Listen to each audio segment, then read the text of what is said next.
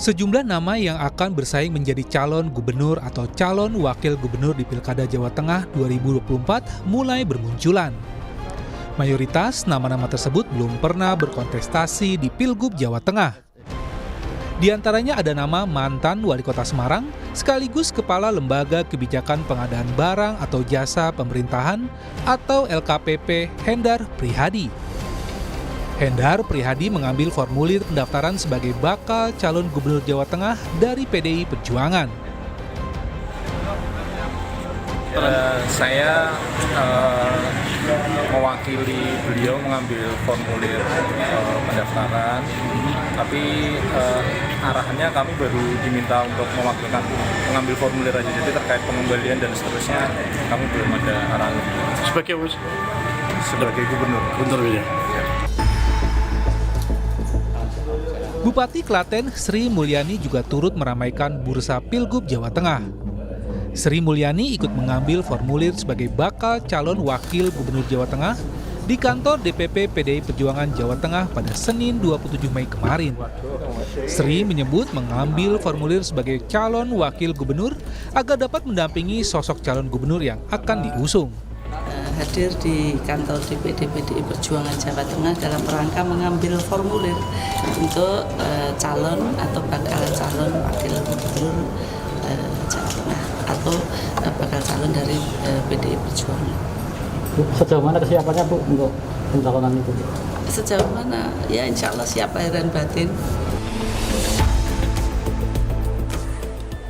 Kemudian ada sosok Kapolda Jawa Tengah Irjen Ahmad Lutfi. Spanduk dukungan terhadap Kapolda Jawa Tengah Irjen Ahmad Lutfi untuk maju Pilgub Jawa Tengah terus bermunculan di sejumlah daerah di Jawa Tengah. Ahmad Lutfi pun merespon soal banyaknya baliho yang bergambar wajahnya dan bernarasi maju Pilgub Jawa Tengah. Menurutnya itu merupakan aspirasi masyarakat. Itu kan namanya spanduk kan aspirasi masyarakat. Yang jelas kita dinas terkait doa dari Haji tadi kan mendoakan juga mengarahkan Jawa Tengah. Saya pengen kita didoakan ya, untuk polisi didoakan oleh masyarakat kita jadi polisi yang baik. Kalau masyarakatnya doakan polisi baik, masyarakat baik ya. Selain nama-nama tersebut masih ada nama Bupati Kendal Diko Ganindito, Ketua DPP Gerindra Sudaryono. Diko disebut-sebut akan berpasangan dengan Raffi Ahmad untuk Pilgub Jawa Tengah. Sementara Sudaryono mulai berusukan ke permukiman warga untuk mencari dukungan. Sudaryono mengaku telah mendapat mandat langsung dari Ketua Umum Gerindra Prabowo Subianto. Lalu seperti apa peluang para debut tersebut di Pilkada Jawa Tengah? Tim Liputan, Kompas TV.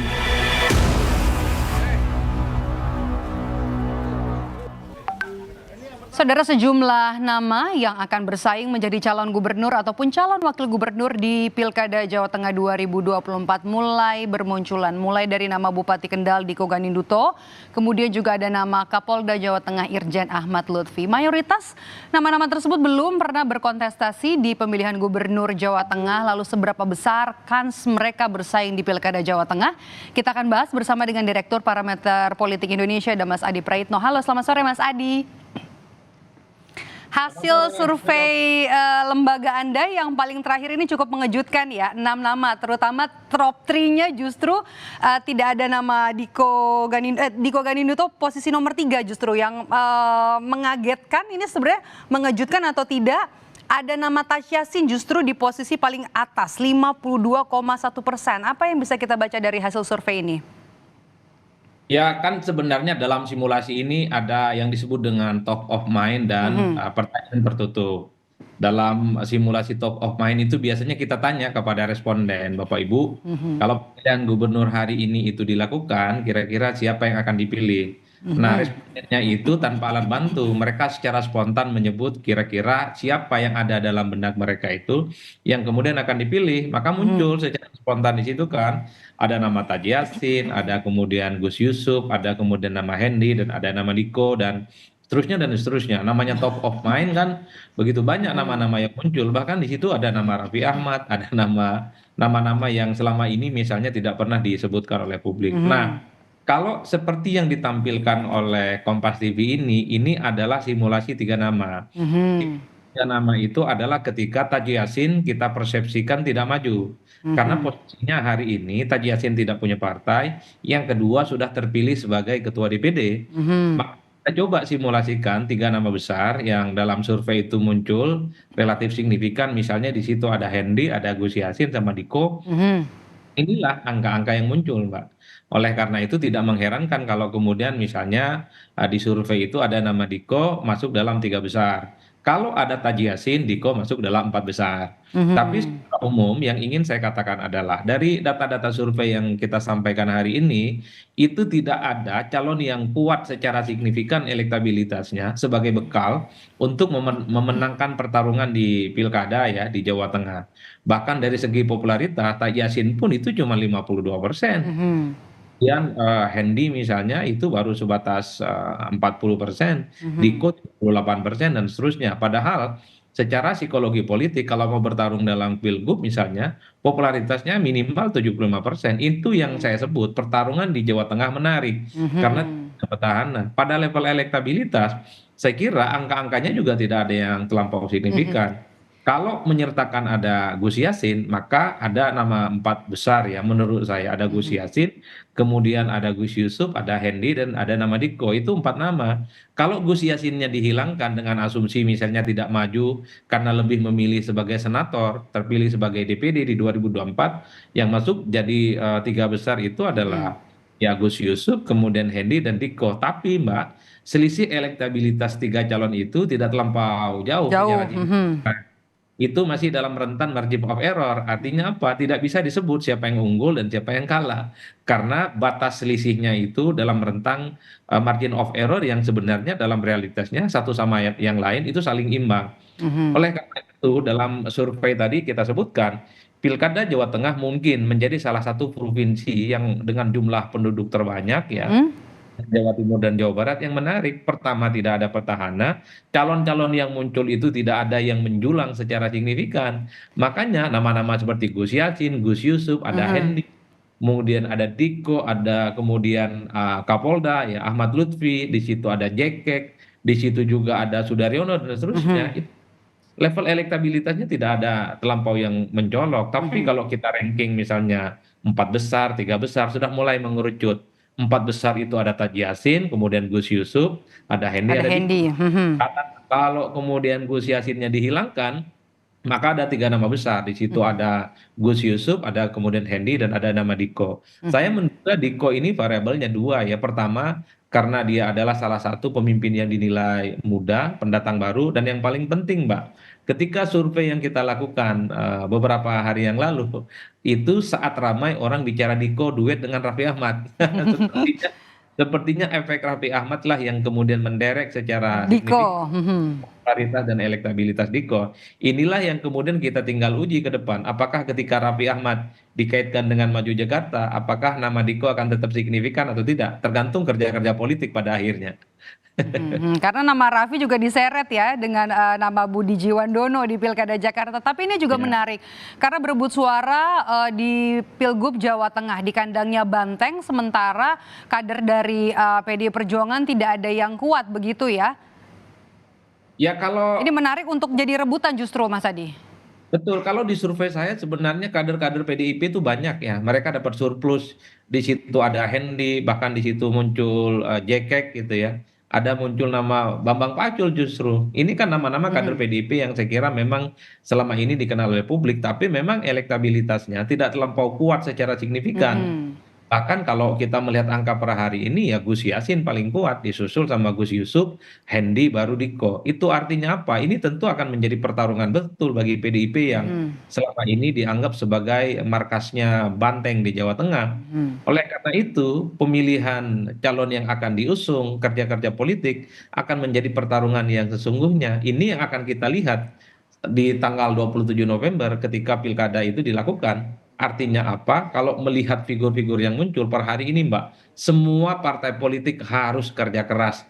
Kalau Gus Yusuf, kemudian Hendi, kemudian Diko bisa maju, termasuk Ahmad Lutfi, Kapolda Jawa Tengah, kalau dapat tiket untuk maju, maka semuanya harus sprint dalam melakukan kerja-kerja politiknya. Per hari ini popularitasnya itu belum ada yang mencapai angka psikologis.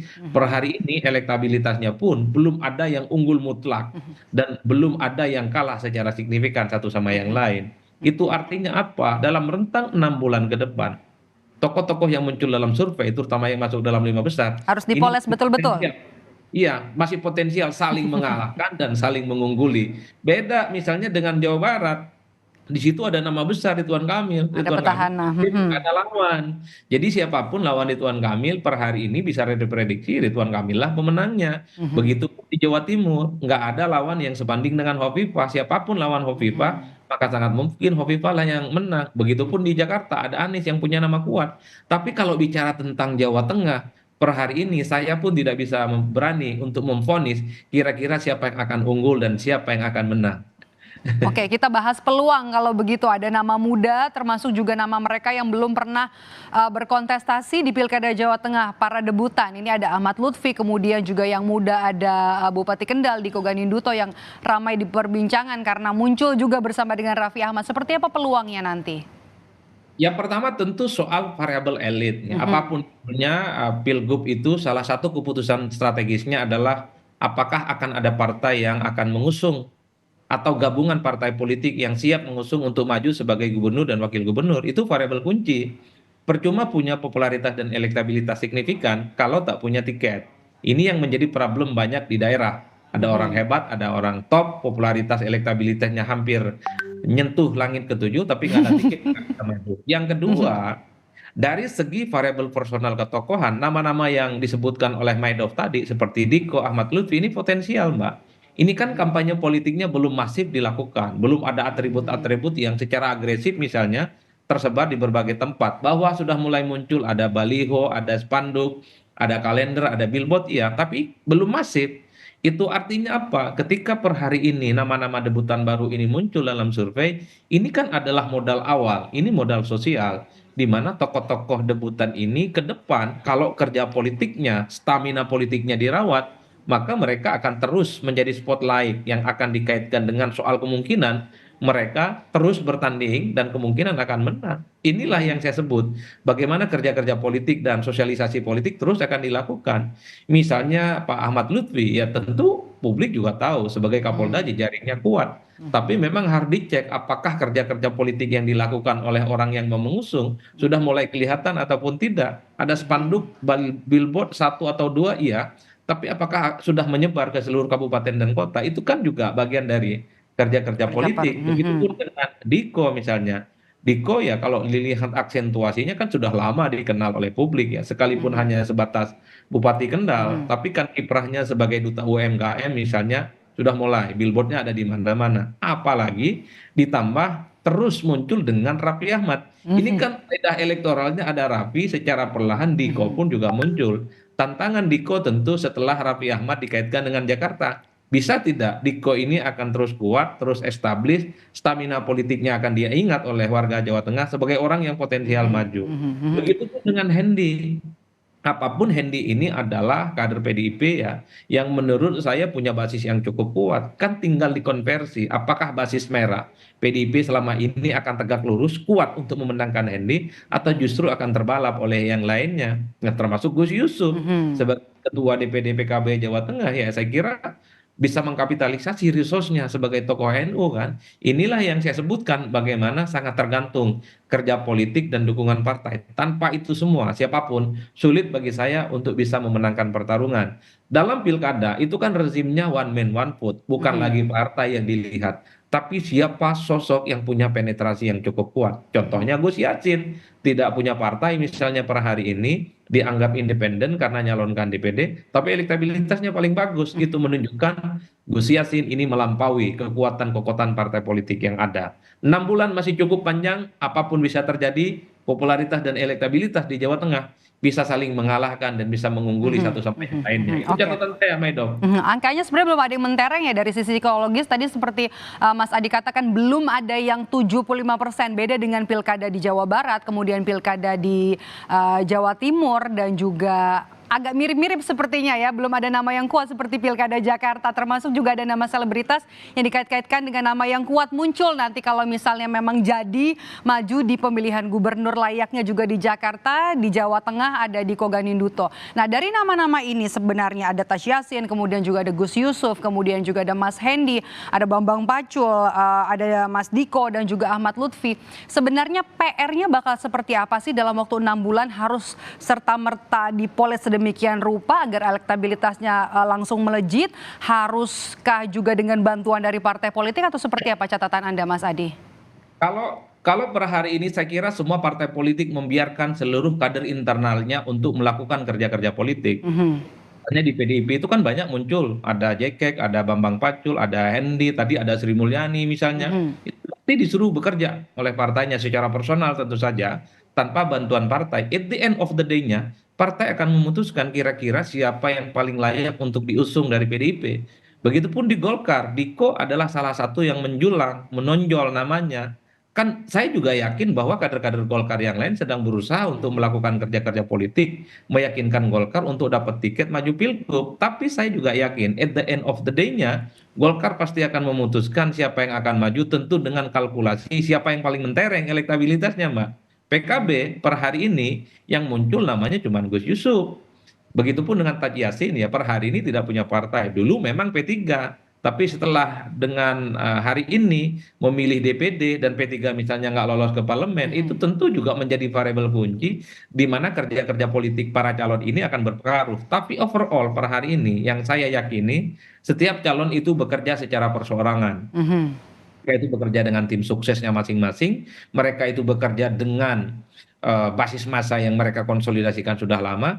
Pertama, mereka harus meyakinkan partai politik supaya mendapatkan tiket. Yang kedua, mereka terus meyakinkan pemilih di Jawa Tengah bahwa dirinya lah yang paling layak untuk dipilih. Tapi saya menggarisbawahi, seperti yang Maidov tadi saya kutip, ada dua debutan yang menurut saya menarik disebut ya. Kalau Hendy, kemudian Gus Yassin, kemudian Gus Yusuf, ini kan memang sering disebut untuk kemungkinan maju di Jawa Tengah. Nama Diko yang dari Bupati Kendal belakangan kan mulai santer. Ya tentu tidak terlepas dari kampanye dan sosialisasi politik yang bersamaan dengan Raffi Ahmad. Makanya survei kami muncul secara signifikan. Masuk 4 besar dan masuk 3 besar. Begitupun dengan Kapolda Jawa Tengah, Lutfi, Ahmad Lutfi, itu muncul secara signifikan. Karena baliho dan billboardnya sudah muncul di mana-mana, Mbak. Termasuk relawan-relawan yang sudah mulai mensosialisasikan. Dua orang ini potensial menjadi debutan. Dua orang ini potensial memberikan kejutan. Oleh karena itu bagi saya tinggal kita cek. Nanti di bulan Agustus ini adalah pendaftaran. Kira-kira siapa yang dapat tiket plus elektabilitas dan popularitasnya terus meroket. Tanpa itu semua ya saya kira siapapun yang bertanding sulit untuk menang di Jawa Tengah. Per hari ini pertarungan di Jawa Tengah masih datar. Per hari ini siapapun yang bertanding di Jawa Tengah masih mungkin untuk memenangkan pertarungan secara signifikan. Di kandang banteng. Baik, kita tunggu nanti siapa yang paling jago untuk berada atau mendapatkan elektabilitas paling tinggi untuk mendapatkan tiket juga untuk bisa menjadi melenggang maju di pemilihan gubernur Jawa Tengah. Terima kasih Direktur Eksekutif Parameter Politik Indonesia Mas Adi Praitno sudah bergabung bersama kami di Rumah Pemilu. Sehat selalu Mas Adi.